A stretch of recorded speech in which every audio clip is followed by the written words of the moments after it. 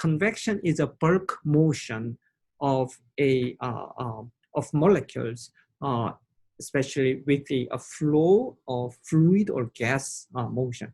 So the definition of convection is collective movements of molecules from bulk motions of fluid. And that has a very interesting implication because it can overcome the limits imposed by diffusion phenomena. Because the movement of molecules or cells they are just sitting there in the bulk of the environment actually moves to transport by fluid motion. So fluids flow following how does the fluid move? And we know from basic fluid mechanics point of view. So, that bulk of this fluid can displace by applying force, so such that like flow can be generated.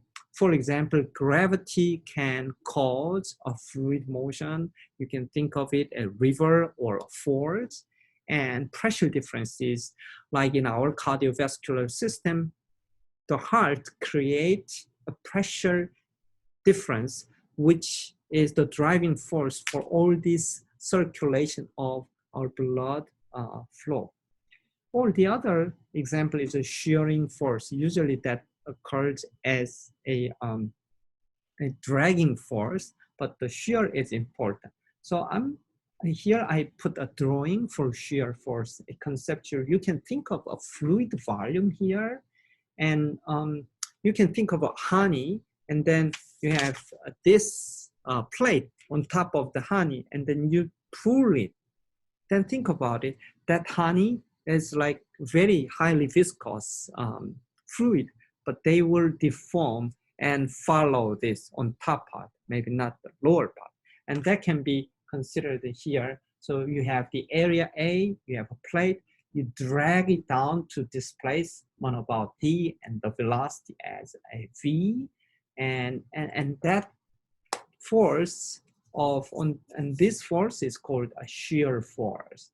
And that can cause this fluid element to deform, and this will we define as a shear stress or shear strain. So where comes the fluid motion in fact? In fact, the fluid motion is coming from these shear force or stresses. So shear is one side and normal pressure is another side. So stress is, in engineering point of view, can be defined as a force per unit area. And because it's a force, it has a direction. So related to this fluid, the interaction of force application is important. So one is, as I described it here, and the forces can be applied tangential to the surface, causing two contiguous parts of the material to slide relative to each other. A good example for where this is happening is our joint, okay? This joint, or our eyelid, when we close down our lid on top of our eyeball. So that is the force per unit area we call a shear stress. And on the other hand, forces which is perpendicular to a surface, which can be compressive or grabbing, and tension or tensile force. That force is per unit area is called normal stress. And this both shear stress and normal pressure differences results in fluid motion.